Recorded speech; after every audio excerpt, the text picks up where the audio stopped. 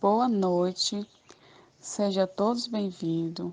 Hoje a nossa aula, o tema será Teoria desse biótico, aumento da disponibilidade energética para as células. Nessa aula nós vamos falar sobre um pouco da mitocôndria, dos cloroplastos e da teoria desse biótico. Eu vou iniciar falando aqui um pouco das mitocôndrias, né? As mitocôndrias, elas são organelas, né? Que elas ficam no citoplasma, né? Onde elas estão presentes nas células eucarióticas. Elas também são responsáveis pelo processo, né? De respiração celular nas células, onde na presença de oxigênio, que é no processo aeróbico, né? Onde vai ocorrer a transportação de energia para as células, né? Para cada célula ela exercer a sua função, né? As mitocôndrias também, ela apresenta de forma variável, depende da atividade que a célula realiza, como nas células musculares e também no estômago, né? Também tem muitas mitocôndrias, não são poucas, não é só uma, né? Nem duas, são várias. Em sua estrutura, como você está observando aqui, as mitocôndrias elas são formadas por duas membranas lipoproteicas, né? Que é a membrana interna e a membrana externa, que é essa parte lisa. Vocês também observam que a membrana interna e a membrana externa elas são separadas pelo espaço intermembranoso, né? Como vocês estão observando aqui. Na membrana interna, vocês observam que tem essas dobrinhas, né? Essas dobras são as cristas mitocondriais. Aqui também tem a matriz mitocondrial, onde vai ocorrer o ciclo de Krebs, né? Outro processo também da respiração celular. Vocês também observam que aqui tem os grânulos, tem as partículas sintetizadoras de ATP. Aqui também a mitocôndria, né? As mitocôndrias, elas têm o seu DNA e os ribossomos próprios, né? Semelhantes aos das bactérias. Então, e elas também são organelas capazes de se autoduplicar, né? Por possuir DNA e ribossomos próprios, diz que tem evidência, né? Que elas têm alguma com a teoria a teoria do surgimento por endossimbiose, né? Que mais lá na frente nós vamos falar mais um pouco, falar sobre a teoria, viu? As mitocôndrias, né? Elas são responsáveis pela respiração celular, onde lá vai ocorrer a produção de energia em forma de ATP para a célula realizar os seus processos metabólicos, né? Então, a respiração celular, elas têm dois tipos, tem a respiração aeróbica e anaeróbica. Já na respiração aeróbica, ocorre na presença de oxigênio, e na respiração celular anaeróbica acontece sem a presença de oxigênio.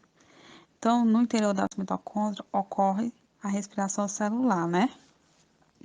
Existem três fases, três etapas que acontece a respiração celular. Na primeira fase ocorre no citoplasma, a primeira, né? Que é com a glicólise. E o ciclo de Krebs e a fosforilação oxidativa acontece na mitocôndria, que o ciclo de Krebs é a segunda fase e a fosforilação oxidativa é a terceira fase. Então, eu trouxe essa fórmula aqui e vou explicar mais ou menos para vocês, porque vocês realmente só vão entender a respiração mais aprofundadamente, como nas três etapas que eu falei para vocês nesse instante, vocês vão entender na aula de metabolismo energético, né?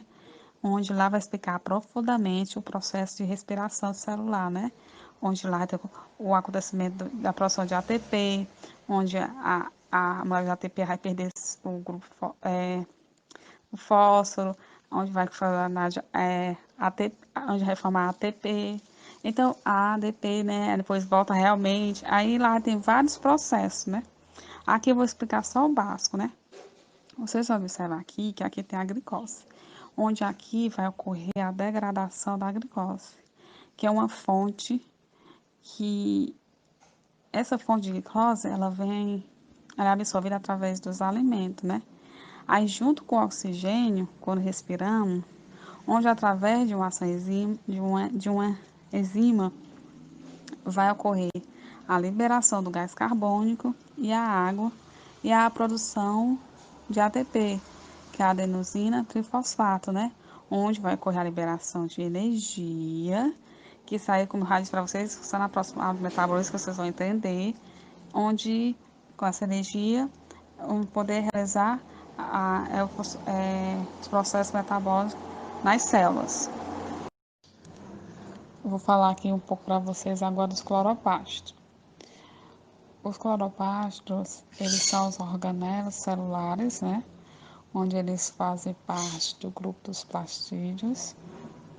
Eles são encontrados em plantas e algas, onde eles apresentam uma quantidade de pigmento verde, denominado clorofila.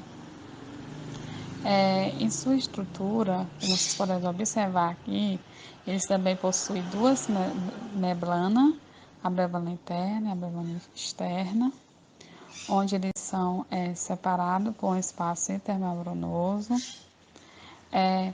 Essas aqui na membrana interna, vocês observam que aqui nós temos, assim, um formato assim que fossem umas moedinhas, né? Que são os tilacoides. E o conjuntinho de tilacóide, como vocês podem observar aí, que eles estão assim como se fossem empilhados assim, né? São os grânulos, né? Aí nós também temos o estroma, né? Aí temos lamela. O que é o lamela? Você observa que parece que os grânulos eles estão assim conectados um ao outro, né? Então, é a lamela que conecta os grânulos. Aí nós também temos os grãos de amido e os lipídios, né? Que são encontrados na membrana interna. Podemos observar também aqui que os cloroplastos parece que são igual a mitocôndria, né? Tanto no DNA, que eles têm DNA e ribossomos próprios, né? E a gente tem também as duas membranas, né? A interna e a externa. E com essa evidência, né? Que propôs a teoria do surgimento e do simbiose para eles também, para os cloroplastos. Vou falar aqui um pouco para vocês aqui, explicar sobre a reação da fotossíntese, né? Para que a reação da fotossíntese aconteça, ela vai precisar de um cofator. Esse cofator é a energia solar, a energia luminosa, né? Onde ela irá ativar a reação, onde ela transformará o gás carbônico e a água em glicose e oxigênio. Vou explicar aqui para vocês como é que acontece, né? As moléculas de clorofila que tem na folhinha da plantinha, ela vai absorver a, ela vai absorver a energia, a luz solar, onde ocorrerá a quebra da molécula de água, né? Onde ela vai liberar o oxigênio e o hidrogênio. Aí o que acontece? O hidrogênio ele vai se unir, o CO2, e vai formar a glicose mais o oxigênio, que mais o oxigênio. Pois isso aqui é um pouco aqui para vocês sobre da reação da fotossíntese. Teoria em simbiótica. A teoria simbiótica ela foi proposta em 1981 por Lynn Magalhães, né? Em seu livro Symbionts in Cell Evolution, né? Essa teoria ela é utilizada para explicar a origem das mitocôndrias e cloroplastos nas células eucarióticas, onde, né, ela diz que lá as mitocôndrias surgem na célula como os cloroplastos por um processo de endossimbiose, né? Essa teoria foi muito questionada, né? Mas ela foi aceita, né? pelo fato que as mitocôndrias e os cloroplastos, eles possuem as duas membranas, né? Como já disse, a membrana interna e a membrana externa, o DNA e os ribossomos próprios, semelhante das bactérias, né? E elas são capazes de auto-se duplicar. Mas quem vai poder explicar melhor para vocês sobre essa teoria é o nosso professor Zigmar Dumont. Olá, meus queridos, bom dia, boa tarde, boa noite. Continuando, dando prosseguimento ao que a nossa professora Fernanda falou, nós entendemos um pouco como é que funciona a questão da mitocôndria e também falamos um pouco sobre o cloroplasto. Pois bem, dando prosseguimento a essa aula, nós vamos ver um pouco sobre a teoria endossimbiótica, né? Que seria justamente a teoria que vai dizer que a mitocôndria e o cloroplasto, há muito tempo atrás, eram bactérias que foram fagocitadas, né, ou seja, ingeridas, né, ou comidas pelas células, e assim elas vivem em função uma da outra, né, em uma simbiose mútua, né, entre as duas. Tanto a mitocôndria ou o cloroplasto junto com a sua célula. Pois bem, nós vamos ver que ao longo dos anos 80, gente, alguns cientistas eles irão propor justamente essa teoria, né, essa hipótese. E eles diziam que as células, no caso eucarióticas, né, que são as células que mais, de certa forma, mais complexas, né, as que têm, de certa forma, um núcleo, né, investido, né, um núcleo investido, pois bem, elas teriam evoluído, de uma certa forma, de uma bactéria, né, de uma procariota. Que nisso elas se envolveram, né? Ou seja, a célula fagocitou a bactéria e assim elas começaram a viver em uma certa união, né? E isso ao longo de muitas gerações, né? E devidamente à questão da genética, essas células foram, de certa forma, evoluindo, né? Passando por processos de seleção seletiva e etc. E aí essas células começaram a ter a questão das organelas, né? E a mitocôndria, no caso. Aí nós temos aqui as relações ecológicas, gente, ao qual não vou perder muito tempo, mas eu queria dizer que não existe só a questão da simbiose, né? Existe a sociedade, a colônia, a competição, o canibalismo, mutualismo, comercialismo, amercialismo, parasitismo, predação, competição, né? Sociedade, nós temos lá a questão das abelhas, da colônia, as formigas, a competição, geralmente vão ser animais competindo ou por uma fêmea, ou se não por um território, canibalismo, quando uma espécie se alimenta da mesma espécie para poder sobreviver, a questão do mutualismo, que é a mesma que simbiose, quando uma espécie diferente de outra espécie vivem em conjunto, né, para poder sobreviver, ou seja, elas uma precisa da outra para poder sobreviver, né? Nós temos o comercialismo também, né, também que é interessante, amercialismo, parasitismo, predação e competição. Pois bem, prosseguindo, né, gente? Essa teoria endossimbiótica, gente, ela vai ter justamente essa relação de endossimbiose, que seria endo e simbiose, que vem do grego, né? Endo vai significar, no caso, dentro, né? E simbiose significa viver junto, né? E endossimbiose vai ser justamente essa questão de um organismo viver dentro do outro. E aí, gente, essa hipótese, no caso, quando ela foi proposta, né? A comunidade, de uma certa forma científica, não achou ela totalmente relevante, né? Como é que pode, né, de uma certa forma, a gente acreditar de que uma organela, né, era uma bactéria? Né? Eles acharam isso meio que ridículo, né? Pois bem, e aí, para, de uma certa forma, demonstrar que essa teoria estava certa, a gente vai ver, gente, a questão da genética, né? Um dos fundadores dessa teoria, ele vai usar justamente a genética para dizer que essa teoria, essa hipótese, né, estava correta, né? A teoria endossimbiótica. E aí nós vamos ver que as mitocôndrias e os cloroplastos, eles vão ter justamente seu próprio DNA, assim como as bactérias, né? E os cloroplastos, eles continham seu DNA e se reproduziam dividindo-se em dois, né? Uma mesma característica de que as bactérias. Tanto é, gente, que se a gente, de certa forma, for analisar o DNA da mitocôndria, né, o DNA mitocondrial ou o DNA do cloroplasto, nós vamos ver que ele não é tão parecido com o DNA humano, né, com o DNA das células humanas, aliás, células animais, né, ou vegetais. Mas agora, se a gente comparar esse DNA mitocondrial ou do cloroplasto com um DNA de uma célula, no caso, procarionte, né, no caso, uma célula de uma bactéria, a gente vai ver que esse DNA ele é mais parecido com o DNA da bactéria, né, do que com o próprio DNA, de uma certa forma, do animal, né, ou da planta, né. Pois bem, prosseguindo.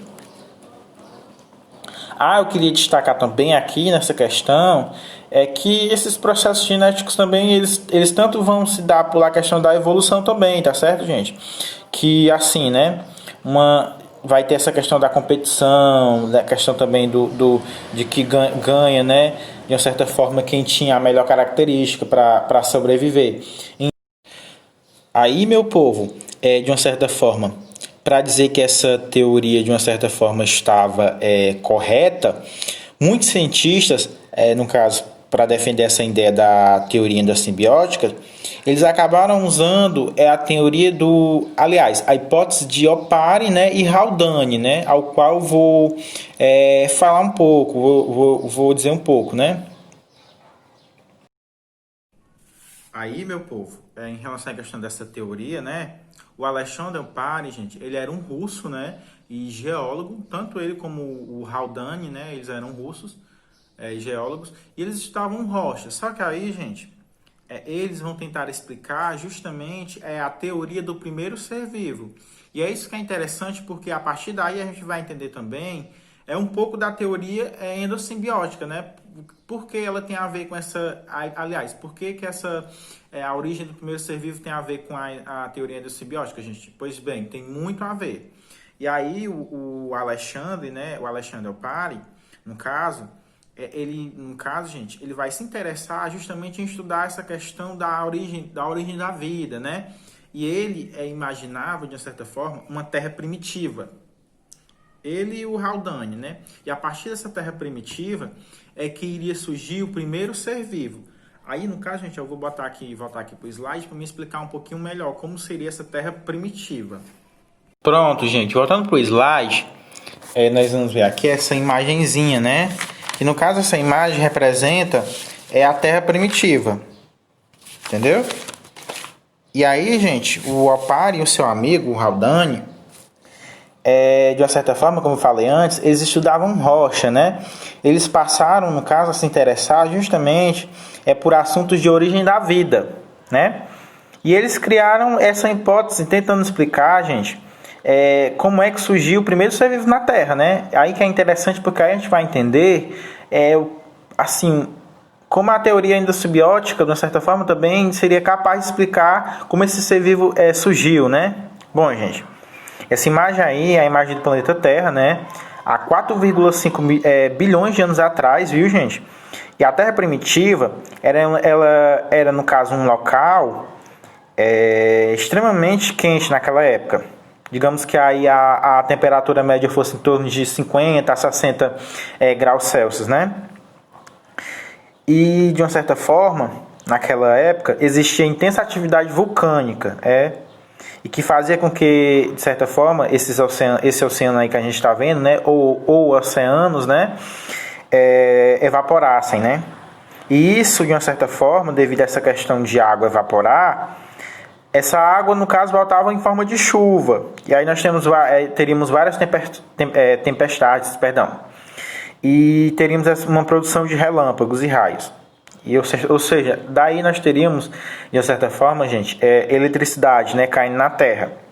E aí, essa terra primitiva, né, no caso, ela era quente e ela tinha muita descarga elétrica, né, devido à questão das tempestades, como eu falei antes, e também o sol batia forte, pois naquela época, gente, não existia a camada de ozônio, né? Ou seja, o Sol emitia as radiações ultravioletas, né?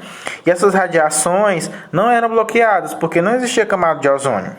Então, gente, nessa época, se a gente for analisar, tinha muita radiação solar caindo na Terra, né? e tínhamos também o calor e as descargas elétricas. Então, esse era o quadro, né, daquela época, que começou, no caso, a surgir a vida no planeta Terra. E aí, a composição da atmosfera naquela época, de uma certa forma, era bem interessante. Na atmosfera, no caso, não existia oxigênio, viu, gente? Havia muito gás metano, né, na atmosfera e também amônio, ou seja, a Terra tinha cheiro de peido, né, e de mijo, né, como diz o povo. E também a gente tinha bastante hidrogênio e vapor de água, né, devido a essa questão do calor. Os elementos químicos, no caso, que estavam na atmosfera, gente, formando a atmosfera terrestre, no caso, devido a essa questão do calor, devido às tempestades e devido à radiação solar, eles vão começar, de uma certa forma, gente, a serem quebrados.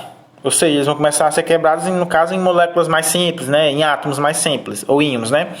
E eles seriam, no caso, levados para o oceano, como a gente está vendo aí na imagem. E isso, de uma certa forma, chegou gente, a ter... aliás, e disso de uma certa forma se tornou interessante porque o oceano ele começou a ter de uma certa forma carbono, né, hidrogênio, nitrogênio, e a partir daí, gente, ficaria mais fácil a gente entender. Por exemplo, é como se o oceano ele fosse uma sopa de letrinhas, né? Quando você toma uma sopa de letrinhas, de uma certa forma, você geralmente pega as letrinhas, né? Aí, ao invés de comer, você pega essas letrinhas e forma frases, né, ou palavras. Pois bem, aí, gente, o oceano seria a mesma coisa também. Ou seja, esses átomos, no caso, carbono, hidrogênio, nitrogênio, enxofre, né, eles eram os elementos que estavam no oceano. Então, eles começariam a se combinar e a formar, no caso, moléculas orgânicas mais complexas, né. Então, gente, nesse oceano... começou a surgir aminoácidos, que são estruturas básicas, no caso, para formar proteínas. Começaram a surgir ácidos gráficos, que são estruturas básicas para formar lipídios, né, gente? Também começaram a aparecer monossacarídeos, que são açúcares. E tudo isso passou, gente, a ser formado no oceano.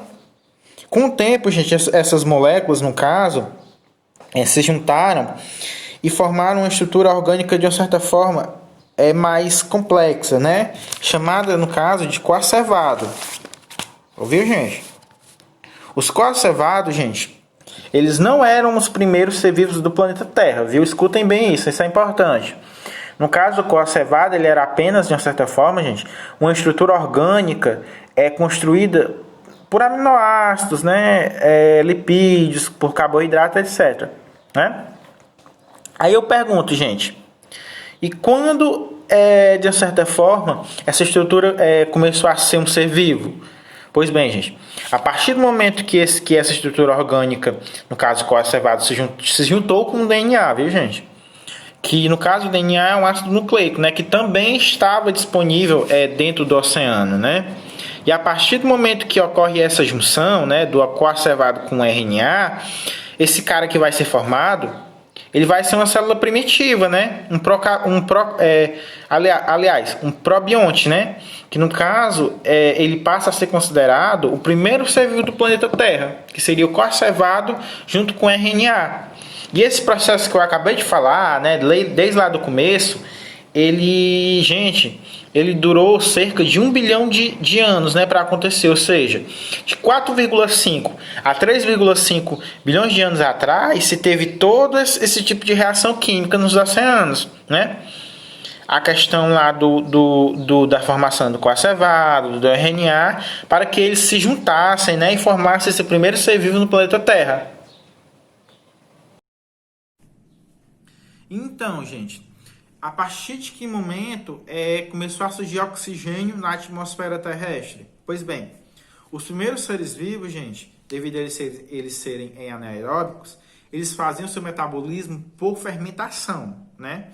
E essa fermentação, no final, um dos produtos é o CO2, o gás carbônico. E foi nesse momento que o nível de CO2, de gás carbônico, gente, vai começar a aumentar dentro da atmosfera terrestre, né? E os primeiros seres vivos, gente, eles eram, de certa forma, totalmente assim, usar o termo chulo, né? Bugados. Até porque eles eram seres primitivos, né? Os primeiros seres vivos, né? E também, gente, eles, devido a essa desorganização deles, era um tipo de célula que não funcionava, de certa forma, assim, bem, né? E aí, dentro da reprodução desses seres, de uma certa forma, as cópias, no caso, quando eles iam se reproduzir, saíam meio que toscas, né? Não saíam totalmente como a anterior, como a célula-mãe, né? Que está se reproduzindo. Então, gente, quando eu tinha a formação desses novos indivíduos, quando saía a reprodução, esses indivíduos saíam diferentes, né? Então, isso era bom ou era ruim? Gente, isso era ótimo, pois isso gerava de certa forma, variabilidade genética, né, dentro daqueles seres. E aí, gente, eu quero destacar aqui a questão da gente vai começar a ter seres vivos devido a essa questão da variedade genética, né, das condições genéticas e de ter várias cópias diferentes.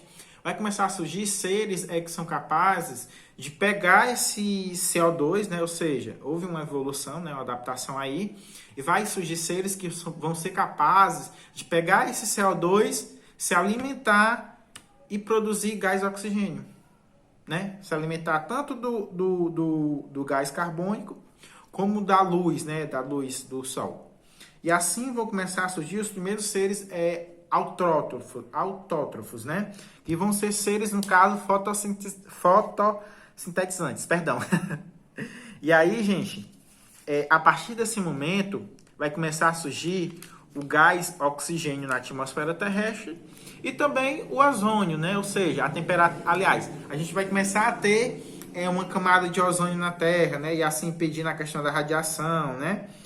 E também, gente, eu quero destacar algo aqui que é até interessante também.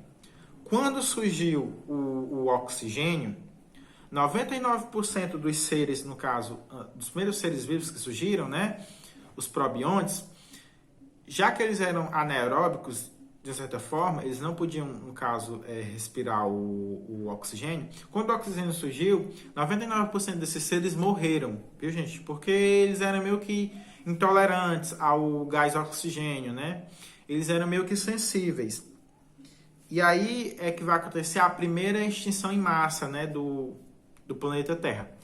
E aí 1% desses seres que sobreviveram, né, dos que eram heterotróficos, é que vão dar origem aos seres, no caso, heterotróficos, né, que daí em diante, os animais, as plantas, os fungos, etc, né? E aí, gente, o que eu quero destacar aqui em relação à questão dessa hipótese de Opara e o Haldane é que, de uma certa forma, a gente viu aí que existiu o quê? Seres, né, primitivos, no caso, que eram de certa forma, anaeróbicos, né? E que esses seres, até então, poderiam ser chamados de uma certa bactéria, sim, poderiam. E que, se a gente for tentar destacar um pouco, a gente vai entender que alguns desses seres foram fagocitados, sim, gente, por outros. A gente tem essa hipótese, porque, de uma certa forma, eram seres primitivos, né? E para poder sobreviver nessa nova condição que a Terra ia ter de oxigênio, eles meio que acabaram se fagocitando, se juntando, né, a outros seres para poder sobreviver. Assim também como os outros seres fotossintetizantes também fizeram também, gente, para poder sobreviver também. Então, eu queria destacar isso também, viu, dentro dessa teoria. E aí, nós chegamos ao final, tá certo, gente, dessa nossa apresentação. E eu queria só destacar a questão da teoria endossimbiótica de novo, né? Relembrar que essa teoria endossimbiótica, seria justamente o quê? Seria uma hipótese de que a mitocôndria e o cloroplasto no passado eram bactérias, né? Eram bactérias que foram fagocitadas, né? Que foram fagocitadas por uma célula e nisso elas vivem em conjunto, né? Vivem em conjunto, né?